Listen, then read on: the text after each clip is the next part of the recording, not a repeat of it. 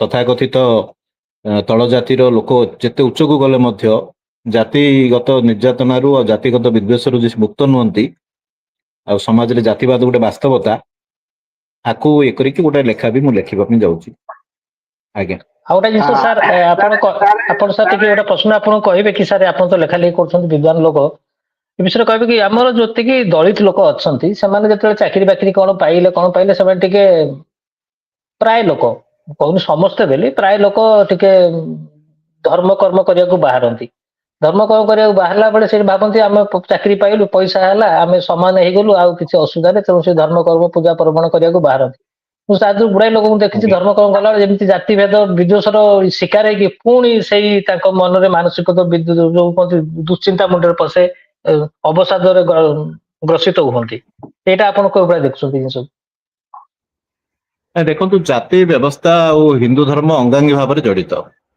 ଆପଣଙ୍କର ହିନ୍ଦୁ ଧର୍ମ କେବଳ ଗୋଟେ ଧର୍ମ ନୁହେଁ, ଗୋଟେ ବ୍ରାହ୍ମଣବାଦୀ ହିନ୍ଦୁ ଧର୍ମ, ଯୋଉଥିରେ କି ବ୍ରାହ୍ମଣକୁ କେନ୍ଦ୍ର କରି ଧର୍ମଟା ପରିଚାଳିତ ହଉଛି।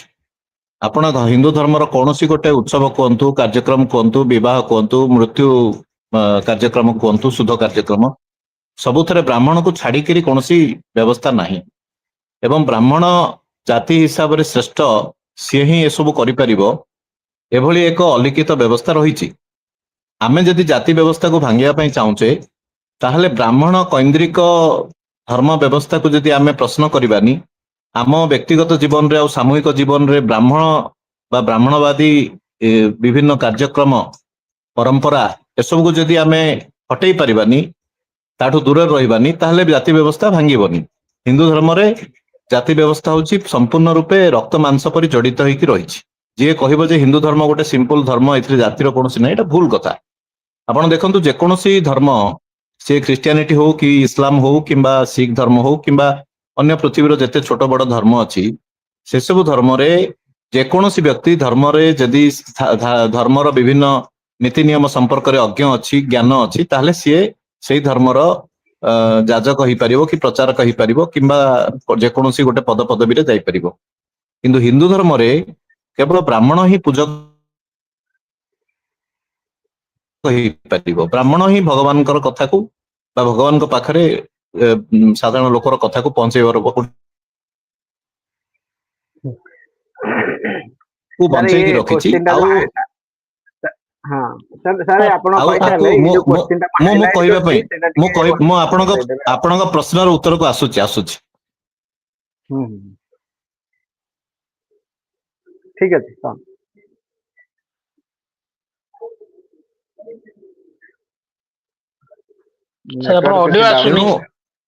ଯଦି ଆମେ ଭାବୁଛେ ଯେ ହିନ୍ଦୁ ଧର୍ମ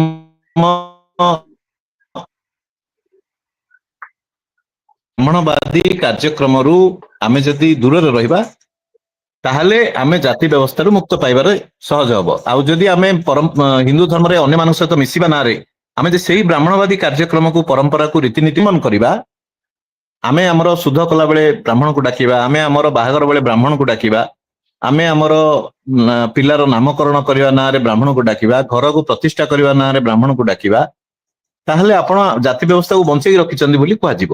ତେଣୁ ଆପଣ ଯଦି ଜାତି ବ୍ୟବସ୍ଥାକୁ ପ୍ରକୃତରେ ଦୂର କରିବା ପାଇଁ, ସମାପ୍ତ କରିବା ପାଇଁ ଚାହୁଁଛନ୍ତି, ତାହେଲେ ନିଜ ବ୍ୟକ୍ତିଗତ ଜୀବନରେ, ସାମୂହିକ ଜୀବନରେ ମଧ୍ୟ ସମସ୍ତ ପ୍ରକାର ବ୍ରାହ୍ମଣବାଦୀ ନୀତି ରୀତିକୁ ଦୂରେଇକି ରହିବାକୁ ପଡିବ ଏବଂ ତା ବିରୁଦ୍ଧରେ ପ୍ରଚାର ବି କରିବାକୁ ପଡିବ।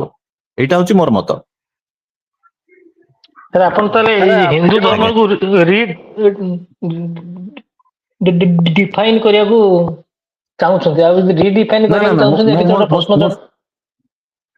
ନାଇଁ, ମୁଁ ସେ କଥା କହୁନି। ଆପଣ ଦେଖନ୍ତୁ, ଭାରତ ବର୍ଷରେ ଅନ୍ୟ ଧର୍ମ ବି ଯୋଉ ଅଛି, ସେମାନେ ବି ଜାତି ବ୍ୟବସ୍ଥାରୁ ମୁକ୍ତ ନୁହନ୍ତି। ଏଇଟା ହଉଛି ଭାରତୀୟ ଉପମହାଦ୍ୱୀପର ଜାତିର ଅତ୍ୟନ୍ତ ଜାତିର ଏଇଟା ହଉଛି ବାସ୍ତବତା।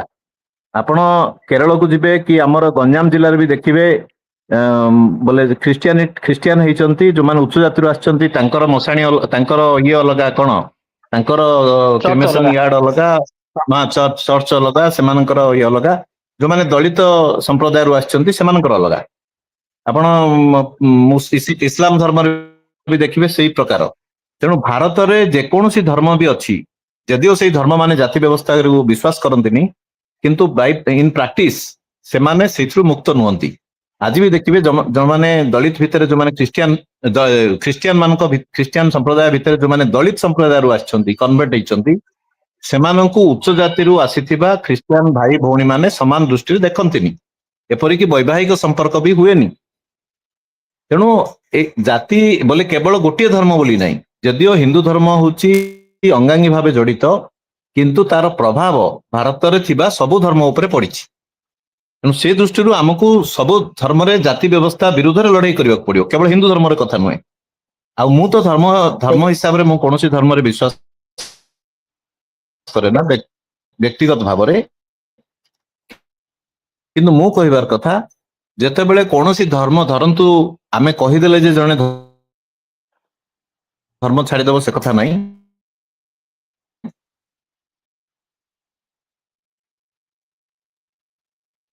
ସାର୍ ଆପଣଙ୍କ ଭଏସ ଡ୍ରପ ହଉଛି। ତାକୁ ମାନ୍ୟତା ଦେଇଛି, ହିନ୍ଦୁ ଧର୍ମର ସବୁ ଧର୍ମ ଗ୍ରନ୍ଥ ଜାତିକୁ ମାନ୍ୟତା ଦେଇଛନ୍ତି। ତେଣୁ ଆପଣ ଜଣେ ଜାତିରେ ବିଶ୍ୱାସ ନ କରିପାରେ କିନ୍ତୁ ଜଣେ ଧର୍ମରେ ବା ଈଶ୍ୱର ସତ୍ତାରେ ବିଶ୍ୱାସ କରିପାରେ, ଆପଣ ତାକୁ ମନା କରିପାରିବେନି। କିନ୍ତୁ ମୁଁ କହିବାର କଥା ଯଦି ଜଣେ ମନ୍ଦିରକୁ ଯାଉଛି ସେଇଠି ଯଦି ଦଳିତ ହିସାବରେ ସେ ଡିସ୍କ୍ରିମିନେସନର ଶିକାର ହଉଛି ତାହେଲେ ଆମେ ସେଇଠି ବିରୋଧ କରିବା ଦରକାର। ଯେକୌଣସି ଜାଗାରେ ଯେକୌଣସି ପବ୍ଲିକ ପ୍ଲେସରେ ଯେକୌଣସି ଇଏରେ ଯଦି ମନେକର ସେ ମନ୍ଦିର ହଉ ଯେ କି କଣ ହଉ, ଯେମିତି ମହିଳାଙ୍କ ବିଦ୍ୱେଷ ଯଦି କରାଯାଏ ସେଇଠି ବି ବିରୋଧ କରିବା ଦରକାର, ସେମିତି ଜାତି ନାଁରେ ଯଦି ବିଦ୍ୱେଷ ହୁଏ କୌଣସି ଧର୍ମପୀଠରେ ବି ବା ଧର୍ମ ବ୍ୟବସ୍ଥା ଭିତରେ ବି ସେଇଠି ବି ବିରୋଧ କରିବା ଦରକାର। ତେଣୁ ଜଣେ ଧର୍ମ ବିଶ୍ୱାସୀ ହେଇପାରେ କିନ୍ତୁ ଜାତିବାଦୀ ହବାର କୌଣସି ଗ୍ୟାରେଣ୍ଟି ନାହିଁ। ସେ ହିଁ ଚାହିଁଲେ ଜାତିବାଦୀ ହେଇ ନପାରେ। ଜଣେ ଈଶ୍ୱରଙ୍କୁ ବିଶ୍ୱାସ କରିପାରେ, ଈଶ୍ୱର ସତ୍ତାରେ ବିଶ୍ୱାସ କରିପାରେ କିନ୍ତୁ ଅନ୍ୟପଟେ ଜାତିରେ ବିଶ୍ୱାସ ନ କରିପାରେ। ତେଣୁ ଏ ଦିଟାକୁ ବୁଝିବା ଦରକାର। ଆଉ ଆମେ ଯଦି କହିବା ଜାତିକୁ ବିରୋଧ କରିବାକୁ ହେଲେ ଧର୍ମକୁ ବି ବିରୋଧ କରିବାକୁ ପଡିବ, ସମସ୍ତେ ଧର୍ମ ଛାଡିଦେବାକୁ ପଡିବ, ସେଇଟା ହଉଛି ଗୋଟେ, ମୁଁ କହିବାର କଥା ଏଇଟା ହଉଛି ଗୋଟେ ସରଳୀକୃତ ସମାଧାନ ହେଇଗଲା, ଏଇଟା ଠିକ ସମାଧାନ ନୁହେଁ। ଆଉ ଦଳିତ ଠିକ ଅଛି ସାର୍।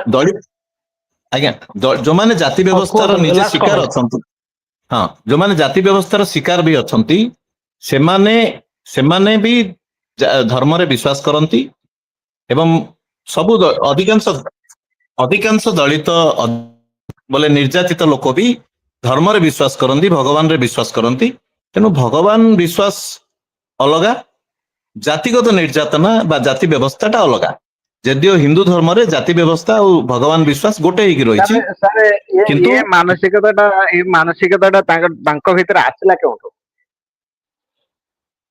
ନାଇଁ ଆପଣ ଦେଖନ୍ତୁ, ଆପଣ ଯଦି କହିବେ, ମୁଁ କହିବାର କଥା ଗୋଟେ, ଆମେ ଯେତେବେଳେ ଜାତି ବ୍ୟବସ୍ଥା ବିରୁଦ୍ଧରେ ଲଢେଇ କରୁଛେ ଆମ ପାଇଁ ପ୍ରଥମ ଟାର୍ଗେଟ ହବା ଦରକାର ବ୍ରାହ୍ମଣବାଦୀ ବିଚାର କେମିତି ହଟିବ।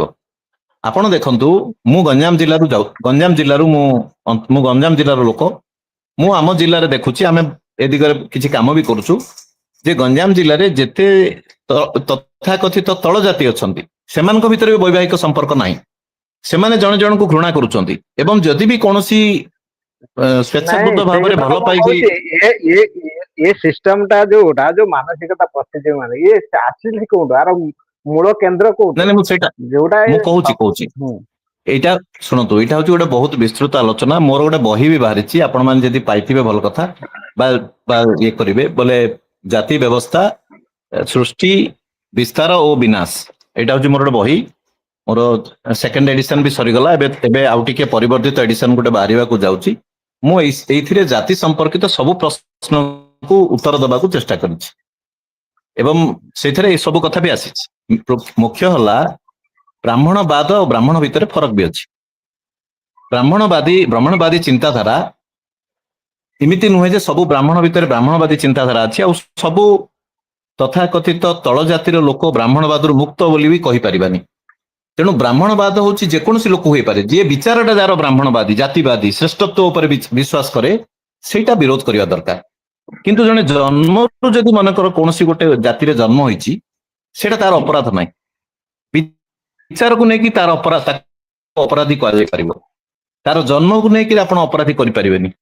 ତେଣୁ ବ୍ରାହ୍ମଣବାଦ ଓ ବ୍ରାହ୍ମଣ ଏ ଦିଟା ଏକା ନୁହେଁ। ଆଉ ବ୍ରାହ୍ମଣବାଦ କେବଳ ବ୍ରାହ୍ମଣ ଭିତରେ ନାହିଁ, ସବୁ ଜାତି ଭିତରେ ଆମର ଯୋଉ ଜାତି ବ୍ୟବସ୍ଥା ଯୋଉ ଅଛି, ଏ ଜାତି ବ୍ୟବସ୍ଥାରେ ସବୁ ଜାତି ଭିତରେ ବ୍ରାହ୍ମଣବାଦୀ ବିଚାର ଅଛି, ତାକୁ ଆମେ ଫାଇଟ୍ କରିବାକୁ ପଡିବ।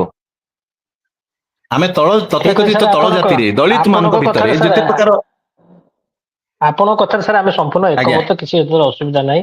ସେ ଯୋଉ ବ୍ରାହ୍ମଣବାଦ ଚିନ୍ତାଧାରା ମଧ୍ୟ ବେଶୀ ଦଳିତ ଆଜ୍ଞା। ଲୋକଙ୍କ ମଧ୍ୟରେ ବହୁତ ପରିମାଣରେ ଅଛି, ସେଥିରେ ମୁଁ ମନା କରୁନି, ସେ ଜିନିଷ ଅଛି।